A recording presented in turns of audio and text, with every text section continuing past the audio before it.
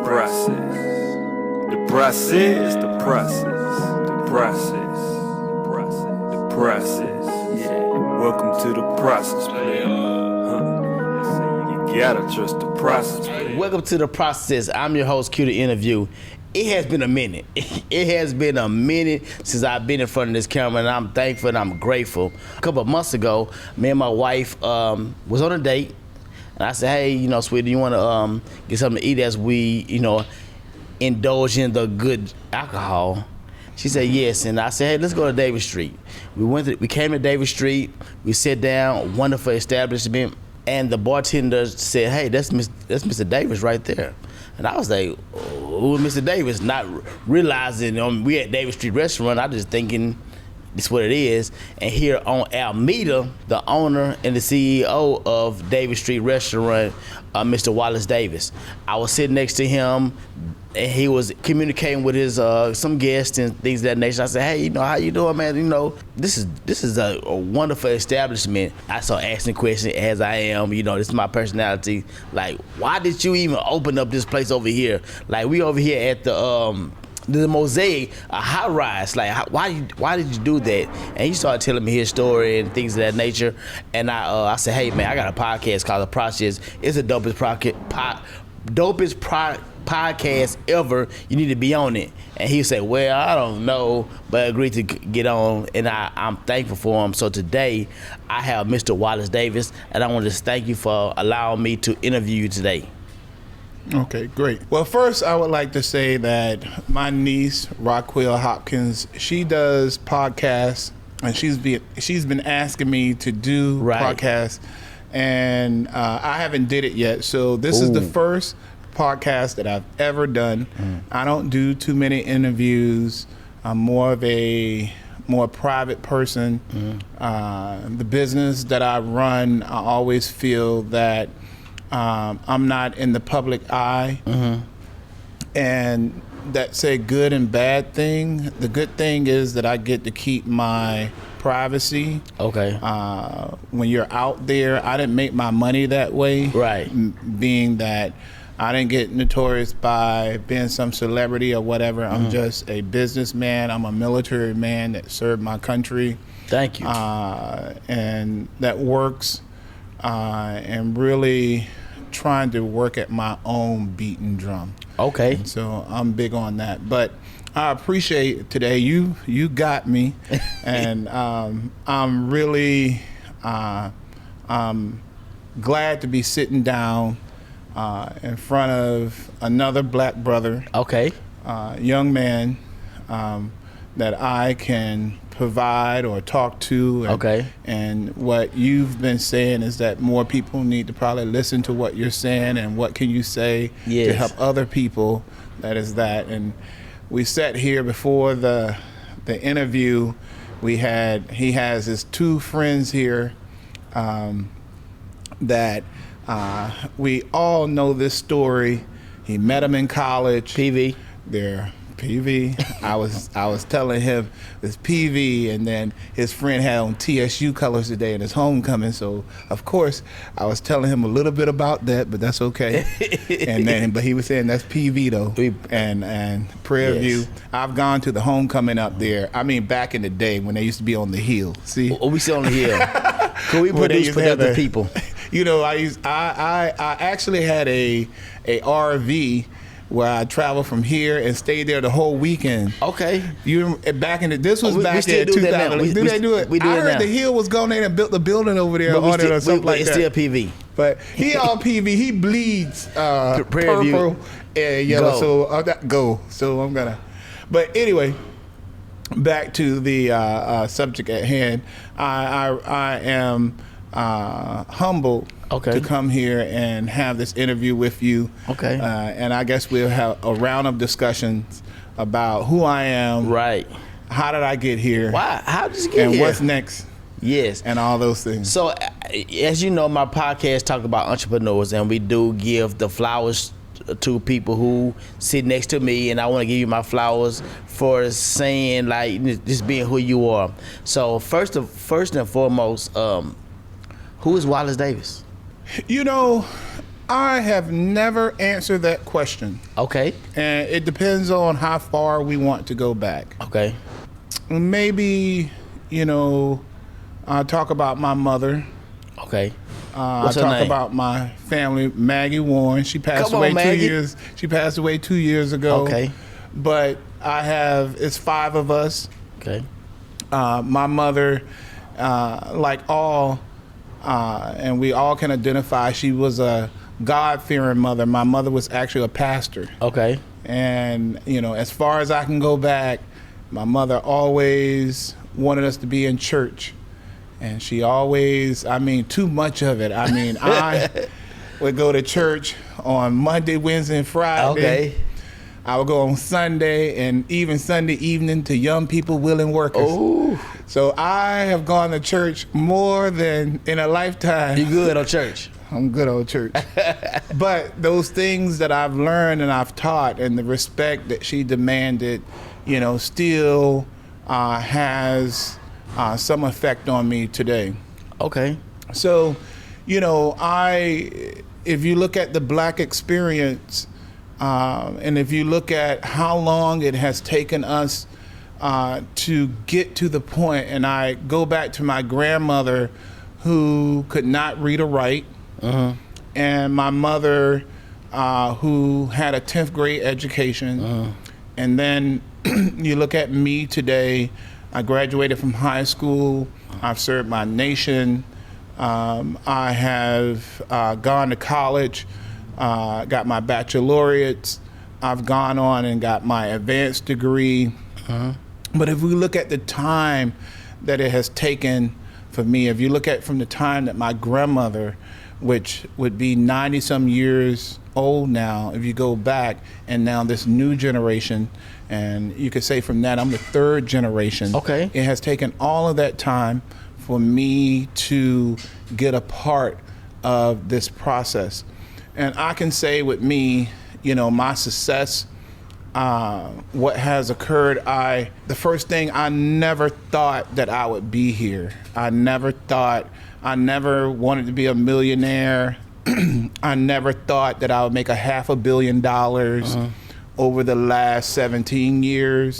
And so it has been one experience, and I call it the American experience. And we can look at, everybody has their story and everybody has their journey and everybody has that. And then, we come to today, I meet you. Right.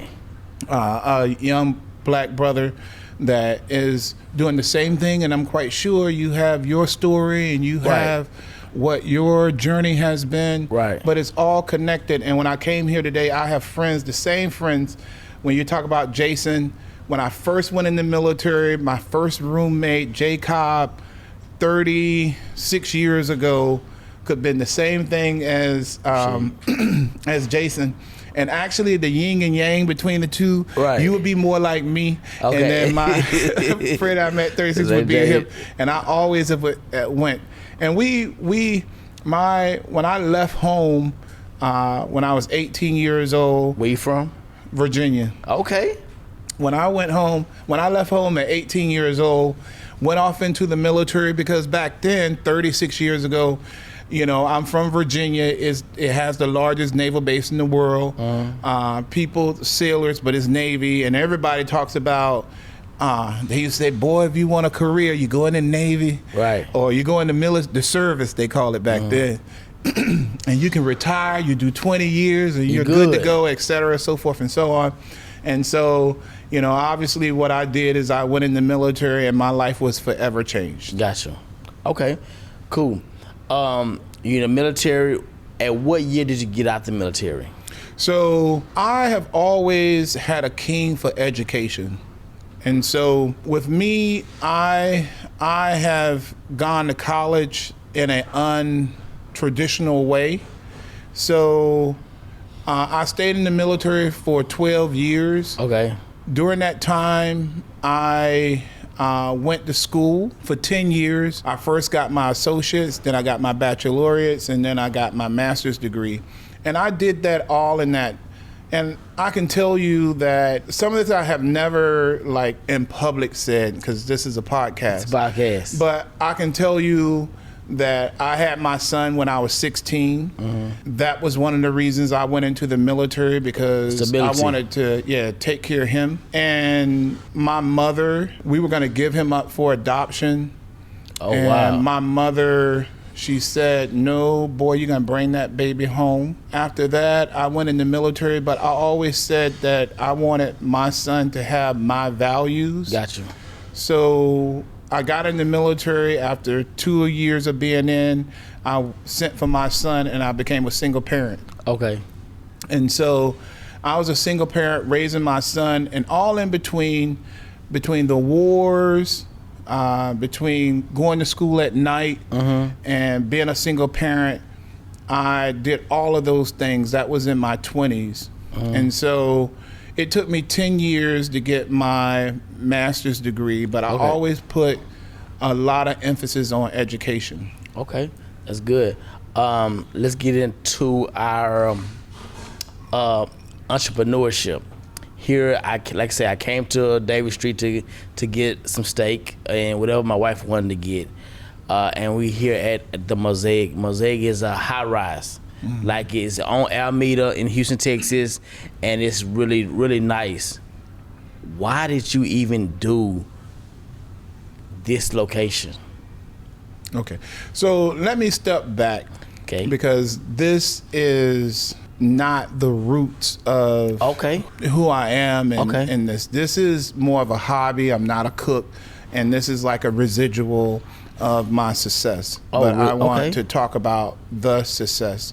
I always knew that education was the key. Okay, and I've always been an education buff. And so I was successful in the military. In the military, they have ranks E1 through E9.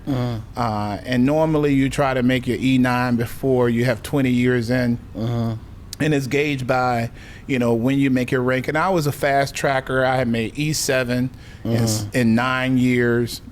But I always thought that wasn't my calling. I was good at it. I loved it. But I thought that I was always like something more than that. And so in 2000, I decided to get out. Okay.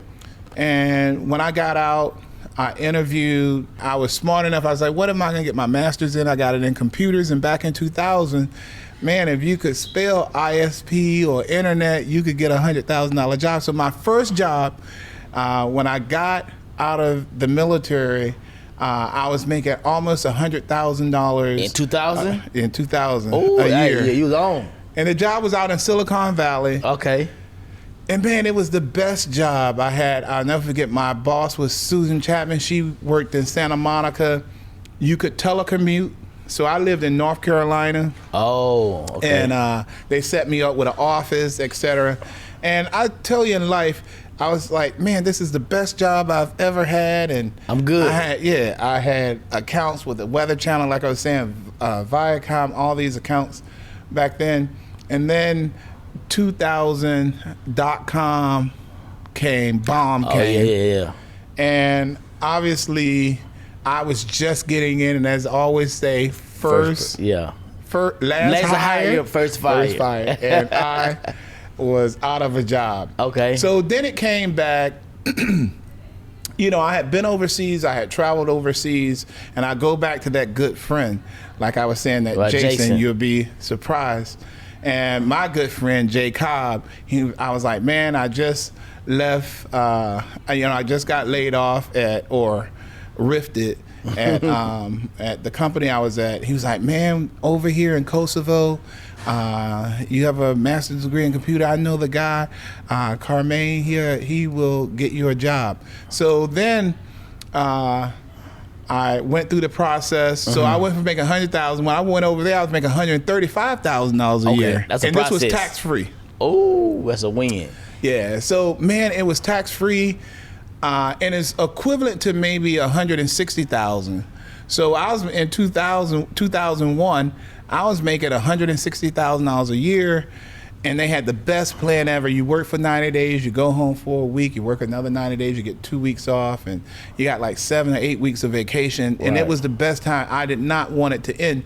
But with life, you just never know. That was when I was 32 years old back then, and I thought that was the epitome. And from there, that same friend, Iraq war kicked off. Right. Yeah. And we were contractors. So what a contractor does is, and those people that are familiar with it, you go from contract to contract, the best one. Right. We were contractor hunters, I guess, where you get the best contract with the most money. And so my same friend that got me the job over in Kosovo, he had went over to Iraq because 9/11 happened. We were over there, and then we went and invaded Iraq because of that. And am I talking too long? No, you good. You good. And so I went over, and he was, and I went out of my field too because he was actually doing operations, and I'm more IT. And so I went over to Iraq to work with him. And once I got over there, I was like, man, I cannot believe, because I didn't like the conditions. I said, I could not believe that you have caused me to leave my job to come over here with you. Over here to the war. To the war. I was in a war zone, but at least in Kosovo, they hated each other. Over in Iraq, they were actually going after us. And he was like, my friend told me, he said, buddy, misery loves company. So we both, I went over there. I ended up working in Iraq off and on for 6 years. And so I went back. I was going back and forth, you know, because we were contract people. I worked for, while I was over in Iraq, I worked for Northern Grumman. I worked for DRS. You name it. Yeah, you name it. But what was more importantly, my education. So because I had a master's degree in computers, and that still at that time, a lot of people did not have that degree. Right. And then when you talk about contracting, they look at, do you have the degree to work? So I started out as a information assurance security officer, and I worked my way up to the #1 position in the country when it came to computer security. And so I was in charge of, like I said, 70,000 computer systems, 29 gateways. And I've never told this story before. I have never told this story in public or on record, but this is exclusive. So when I was over there, what we did was and this is getting to how did I become a millionaire? We'll go that, and then we'll get into all of that. It's your show.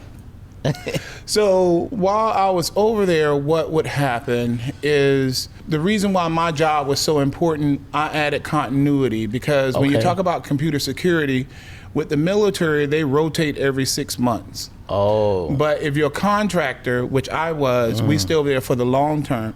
So the rationale was a military person would come in, it takes them a month or two to say, hey, I'm not in Kansas, Toto. To say I'm in Iraq. And by the time they get that, they do their 3 or 4 months, and then they start to get out. With me, I bring in the continuity. I've been there. The job was very important. So during that time, I've had different people rotate out. Usually I had a major or a colonel that would come in. My boss, overall boss, was a flag officer, which would be the J6 over there. And if people that understand J6, they know that deals with communication. And so at that time, what ended up happening is we became friends. Her name was, I'm not gonna tell her name, but we became good friends. And so she rotated out, and I was still at the HIM. The other thing that was very interesting is that my time that I was over there, for the first time, I had an African-American flag officer, general officer, that was my boss. And so I was so elated. Not that it's a black or white thing, but just to see a black flag officer, general officer, to see me. I thought I was 30 some years old, and I thought I'm gonna I'm gonna really make him proud, etc., so forth and so on. And so what was very interesting about that too, he was a religious man, and I would listen to his conversations, and he would say about leadership. A leader is a leader that if you're at the top and you have to go back down, a leader is one that can go back down and still work. Right. Because if your boss, if you're someone's boss and you treating them bad, and then what ends up happening is you get demoted, and you have to go down to where they are, and you probably can't stand it. Right. Because the person's gonna be like, especially if you treated them bad. Right. So I had that in my mind. He said that one time, and so I took that. So what was interesting, obviously I was at the top. It was a very difficult job. The other thing is, I did computer security, so one of the things that I wanted to do was we would get people in trouble. If you went to a porn site, if you did whatever, you would see us, and we would say, we saw what you did last night. We seen you. Yeah, and we're gonna take your computer, and we're gonna turn you in, and you gotta go through this training and all of that. And so I was saying, man, maybe I can come up with a commercial internet, so if they want to go to wherever they wanted to go, it wouldn't be a problem with the military. And I wanted to save these people's careers, because what we would do is we would go in, if you went from our side, it was that. So I had started a little business wherein we had like 42 customers, and then it grew to 100 of soldiers that could get commercial internet so they could go where they wanted to go. Okay. Because they basically was not at home, and they were doing a job, but they still are And they couldn't human. go on the military network. The military network is very scrutinized. So you ain't saw the back page, did you? Yeah, nah. What I did was, so like on a military back then, MySpace was a big thing. It was. So you can't go to MySpace on a military network because the vulnerabilities is to it. But on a commercial network, you can. So I had started this small business in Iraq to do that. So the backdrop of this, I say that because this is going to explain more of the story of what has occurred. And so the friend that I had, she calls me one day, and she works at the Pentagon, and she tells me, Wallace, you're being removed from your position. Oh, wow. And I said, Winifred, what are you talking about? She said, you're being removed from your position. I said, I haven't heard anything. She said, you need to check that out. And so I went over to my boss, and I said, I'm hearing these rumors. He said, yes, I've been meaning to talk to you, as a matter of fact. Oh, wow. He took me, I was in King Fahd Palace in Baghdad, for those that know that. And he sat me down, and he said, look, the general has decided to go in a different direction, and you're not a part of that direction. And I said, well, what did I do? He said, you haven't did anything. It's just that you've been here, etc. And I said, okay, what's going to happen is you are going to be demoted. Wow. At that time, I had 5 information assurance managers that worked for me. I was the theater information assurance manager. And he asked me, where do you want to go in the country? But you can't be here. You can't be here. So he showed me the map of Iraq, and he said, if Baghdad is here, he said, I suggest you go here. Over there. So you get away from the flagpole. So I went from managing 70,000 computer systems down to managing 1,500 computer systems. And I think the logic was, what was in my mind and what I had heard the general officers say, is that if you're a good leader, whether you're in charge or you had to go back down, is how you can work in that space.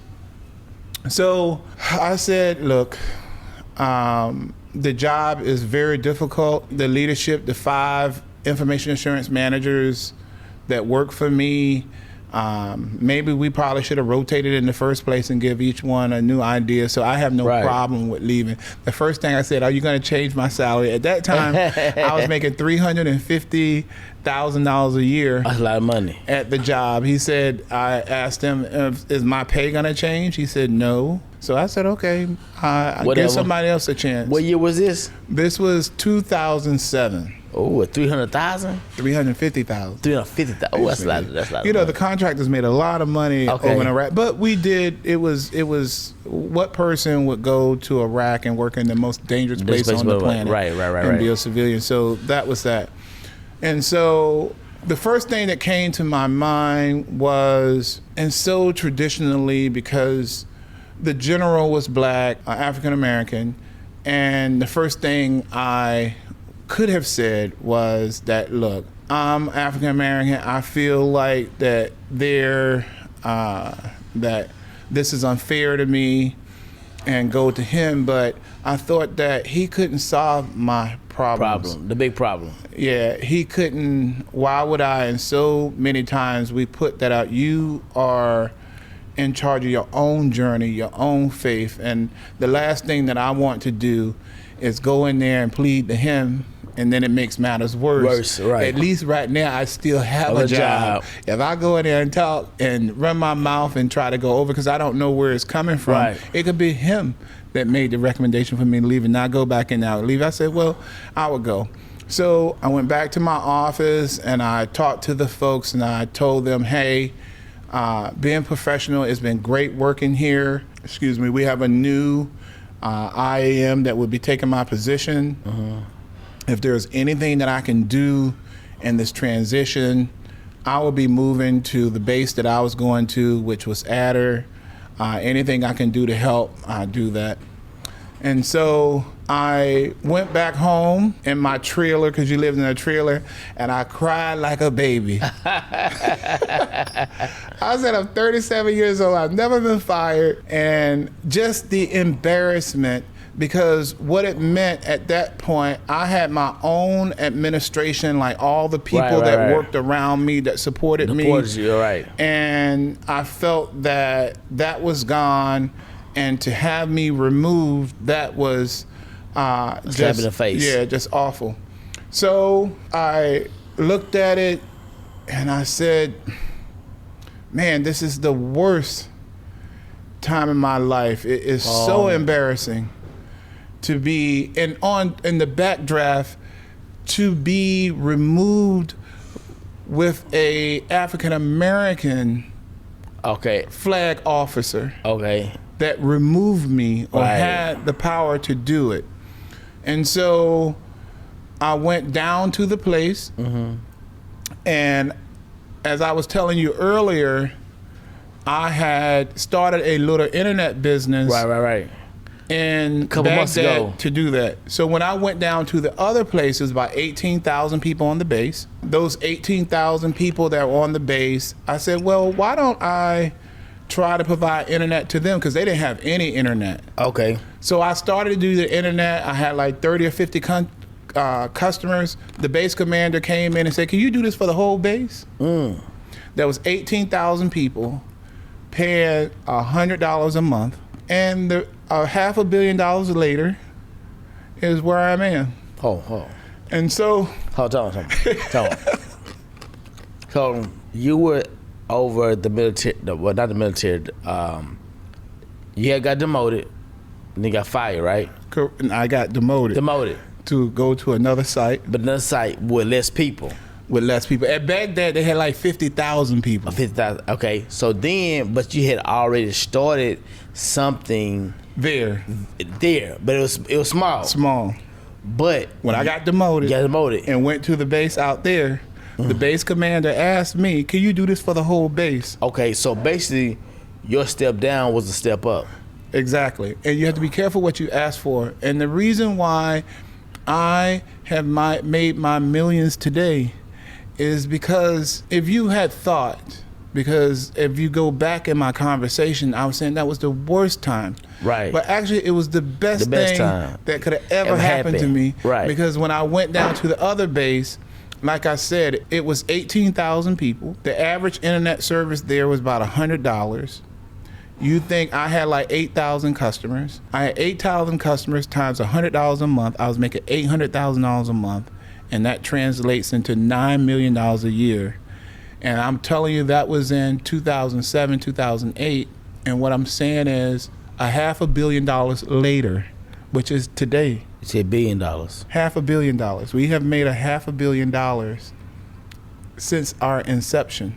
Oh, wow. So the point of the matter is, when you talk about, I always say, be careful what you ask for. Life is about the choices that we make. And that is how I have come to this.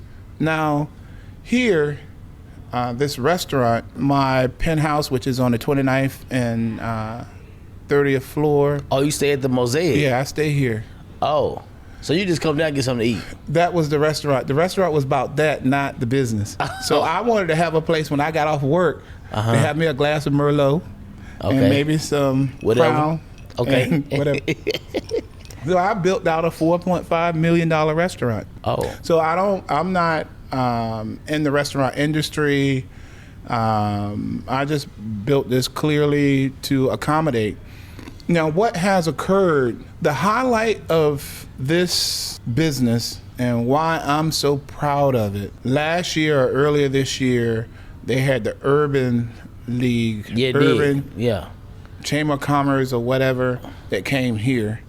And it was set up that the 4 major mayors from Chicago, LA, New York, and Houston would meet here in this restaurant. In your restaurant? Yes. Now, only 2 showed up, the Houston and the one from Chicago. But it's cool, it's cool. But the point of the matter is, to have, for me, I would have never thought in all my time that this restaurant would be the venue. And when you talk about this restaurant, it sits at the cornerstone of 3rd Ward. Right. Which is historic in Houston. I'm not from Houston, I'm from Virginia. I always have had this thought that we strive for excellence. When we talk about a Black-owned restaurant, when we talk about excellence, when we talk about the service, when we talk about what we have here, you know, I have Mark Hawley, who is a renowned African-American chef that's been here for 40 years. Our wine selection, I have a sommelier. He's level 2, working on his level 3. I think that's unprecedented. What does that mean? I don't know what that means. Well, if you're a sommelier is a wine expert. Okay. So if you've ever seen the movie where the guy... I did see it. He worked at there. His daddy wanted him to work in the barbecue place, and he wanted to be a master sommelier. You know, it's 4 levels to it. Okay. Our sommelier is level 2, working on level 3. Okay. And I'm so inspired. He just went out to Napa Valley like a couple months ago. And I just think in the Black community, this thing has a lot of history. I don't know the whole history. I've been here for 16 years. But when you talk about 3rd Ward that sits across the street, when you talk about the folks that support this restaurant, and I, like everyone, I like it to be diverse. It's people from River Oaks that come over here. Okay. I think it's a melting pot. It's not about that. We are here to serve everyone, but when you do come here, what we want to do is provide great service and strive for excellence. Okay, so let's go back to the summit. Do you know his name? His name is Kevin Jackson. Kevin Jackson, we're cheering for you, and we want you to be level 4, a sommelier. Sommelier. And above, and achieve all the dreams and aspirations that you have, and we're cheering for you. So, yeah. Cheers to that. So, what is your why of all this thing? Why are you doing this? Why are you create this environment? Why do you keep pushing? I don't know if it's about a push. What ends up happening is it just comes. I had no plans for this. Okay. If you start thinking about it, you know, the people that are employed, right? You know, giving back into the community, giving people the ability. When you talk about employment and employing people, we have about 200 to 300 people that I employ worldwide. Okay. And their families, and especially, the people that's in the United States, that their families, being able to do things that they would not be able to do. And when you talk about the tech company, I'm not talking about jobs that menial jobs. I'm talking about jobs that pay six figures, deep into the six figures. Okay. And so we have provided for people to go to college and all the other things. And I think that's a big impact. I think that you come on this earth, I can say for myself that, I come from very humble beings. Right. As I explained to you off camera a while ago about my grandmother that did not know how to read or write, and my mother that had a 10th grade education, right, and for me that have gone on and got an education, and it has taken 3 generations to do so. Okay. And when we talk about it is forever changed. Okay. So my why is that to leave this earth a better place than I found it. Okay, cool. And when we talk about our family legacies, when you talk about education, when you talk about when I was born, the state of affairs, that my mother had 5 kids, my grandmother had 11 kids, her mother had 16 kids because they needed to work on the farm for hands because they were tenant farmers. And so to see that and to see from 1890s to 2024 where we're at. And when we talk about us as first getting that dream in 1864 and then where we've come in 2024 and what it means to in the future, I feel that is the why. That is why I do that. And I have a son, I have a grandson, and for my grandson, he's just amazing about his thought and his thought process. Okay. And one thing that I know for sure, that the way that I seen the world at 8 years old and the way that he sees the world at 8 years old has forever changed. Yes. And that is the why. Okay. So we talk about the why. What has been your biggest struggle?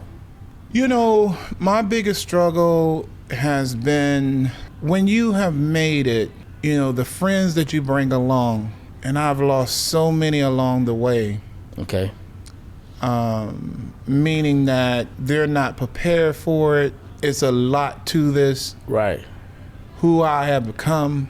Right. And so my biggest struggle is what I want is my ultimate goal is to bring all of them with me. Right. Because when you get older, I think that life is about bringing those folks along with you so that you can enjoy it. Because when you get where I'm at, it's hard to get friends because they don't know who you are. They know you from that point of view. Your real friends. And so the struggle is to keep that going, to keep everybody on board and bring them along with you. Okay, cool. And sometimes, that's a very difficult task. Question: can your friends that you want to bring with you, do you think they are in the space to come along with you? It's been a mixed bag. Okay. It's life. It's life. You got all types of different friends. Okay. You got friends that you'll keep them arm's length. I got you. You got some friends you keep close with you. You get some friends that, you have to ultimately let go. And I've had all those different scenarios, and that's been a big struggle for me because I want everybody to, at least all my friends, to get the same feeling I'm getting, the success and everything. I want everyone that's around me to be successful and feel it. I don't think that if you go on a trip, and one of the biggest things is, and you there by yourself, that is not as good as with your friends. Going with your friends and seeing it and all that. So I want to have that because life is not, I think that we're not here to be lonely. We're here to share, have everybody experience. Yeah. So if I have this experience, I'm going here, I want to bring everybody that I can with me so we can discuss and say, look, will you come, etc. In my business world, I want them to be successful, etc., so forth and so on. Okay. So like you say, this podcast is about entrepreneurs and people who want to start things. What advice would you give a young person who want to be an entrepreneur a middle-aged person and an older person who has a dream to be an entrepreneur or just take that leap into doing whatever it is that they want to do? I put it like this. I have these three things, these principal things that I have. One is life is about the choices that we make, whether good or bad. Second, being at the right place at the right time. Oh. And third is always set yourself up for success. I cannot begin to tell you how many people I've tried to bring on. Let's say I do military contracts.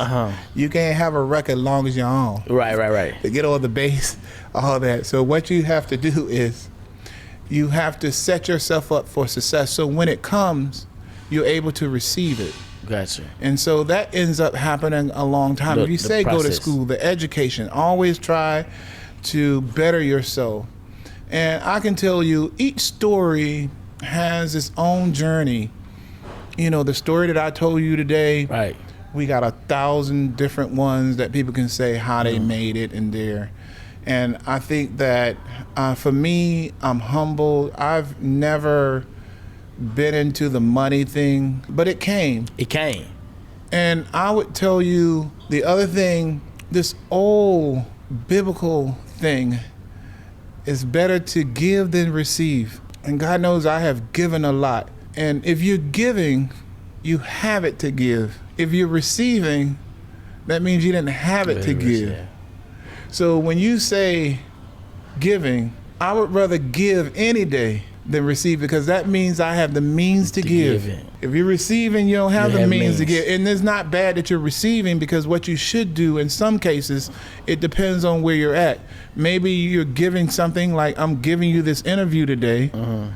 And, I'm receiving it. And maybe it may give you the thing to move on and give you the strength and all the things that go on to bigger things and better things. Right. So it's not necessarily all there, but you would like to be, you know, in the long run, for someone that's probably not sitting in my position, that is probably trying to be an entrepreneur and probably trying to get themselves out there, then you would be giving. Got you. And you'll be giving them the opportunity to do that, because you've built this thing to have the gravitas to be able to do that. Okay. I like when you said being at the right place at the right time.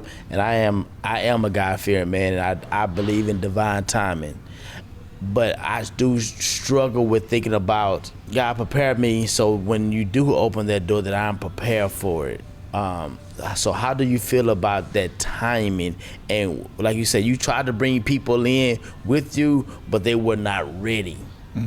So what would you tell me to be like, Quincy, prepare yourself so when that opportunity does open, that you can really do it? The first thing I would tell you, and I told you this earlier, it ain't where you start, it's where you finish. Right on. And so what can be most ironic is that as today, you know, obviously I'm not finished. Right on. And obviously the state of, because I can go out here and lose my faculties tomorrow, and all this can come crumbling down. Right. And we can go right back to it ain't where you start, it's where you finish. So I would tell you that with you, in any case, is not where you start. And I always go back, if I had the option, then you can tell me which one would you choose. If you, up to this point, and when you were 20, you had $50 million. 50 million? At 20. Pop but at 40, you broke as Georgia Pound. I mean, you're right. Which one, or would you rather be broke as Georgia Pound at 20? I'll be broke at 50 million at 40 today. Right now? You understand my point? Makes sense. Because better guess choices. what we can't do? If you can tell me anyone that can live in the past, we about to make a lot of money. Okay, got right? you. Right. You about to, Because the only thing that's important at this point is today. And how much money you got in your pocket today. And you've heard a lot of stories when somebody start talking about what I used to. Man, 30, 20 years ago, I had this, that, and the third. You like, okay. But today, your teeth missing. Everything else. Side tooth. How did that happen? Yeah, gotcha. So, you know, it puts it into focus that is about today. And so I don't take that for granted. Today, I have this, but I'm not guaranteed to it. Tomorrow. And we're not guaranteed anything, because if you've been in war, like I was telling you earlier, Right. that life, death, destruction, it can change on a dime. And we've seen these scenarios throughout life where it may be an athlete on the top of the world, something comes out, and the next thing you know, Right. you ain't worth two nickels. Got you. And we can see in all these cases, we see it mostly out there, the people that are in the celebrity world, they may be on the top of the world, and then, you know, America has this thing about you, when you're in, when you're out, you're out. I got you. And all of that. And I never want to get caught up in that, so I stay humble. Got you. And so if I was to lose all I had, and we had to go and eat 2 things of noodles, you won't be saying to me, when you had all that, you wouldn't even give me a drink. Got you. Now we're together. We're gonna eat these noodles together. Got and you. then you're in the same boat I'm in. I'm with you. You Okay. understand? So it's a lot to just being and appreciating what you have and being humble about it, and always remembering that I would tell you, and I've always had this thing, I'm no better than you. Right. I may have all these riches, I may have that. When you dealt with life or death type situations, I would hope if I was to go into cardiac arrest right now and lay down, that you would say, and you wouldn't say, I got you. You rich, get somebody get that for you Figure now. it out. Let's see Yeah, how right, you can do right. that now. All right. And then I'm dead. All right. So you understand what I'm saying? So I'm in with that you. case, it's very important to treat everybody. One of my biggest pet peeves is treat everybody with dignity and respect. Okay. Because you just never know what that person can provide for you, and it Okay. could be life or death. And depends. And I want you on my side. If it was something, I want you on my side, not to step over me. Okay, got you. Well, Mr. Davis, I thank you. You have dropped a lot of gems here today. It has been wonderful. That's all the questions I have for you today. It has been excellent. What y'all think? It was good? It was good. Yeah, it's been my pleasure. Okay. And with your business, I hope that this podcast helps and propels you. You know, I hope it motivates you. It does. And I'm always here to help. It took you a while to get here because I'm kind of busy. It's all good. There's a lot of things in between. It's no problem. But I think that you're on to something, and I think that you want to keep on doing what you're doing. Okay. When you talk about your friends that are here today, it's very important who you have by your side. Gotcha. And for Jason that's there, you're the ride or die type guy. He and is. you seem like the guy that brings everybody together, and I think that you want to continue to do that. I do. And Right Time Solution. He's been a great friend of mine as well. Met him at Prairie View. Rashid, him is building a relationship with him. His wife is really smart and is wonderful kids. So I do want to shout them out because even though it's him, he does have a foundation at home that I want to recognize as being a father and a leader of his household. And that's very important to me. And see, you're doing the same thing that I would. There's some similarities. You're pulling those along with you. For real, I am. As you go, you don't miss. I said those 2, and then you bring in 2 more. So right. But also That's bring good. me into when you have your meetings and stuff. Like, Q, just come be in the room. I got you. So I could just be like, oh, hey, I might know a couple people, I might not, but I'm gonna introduce myself. I'm gonna be professional, and I'm gonna bring some comedy.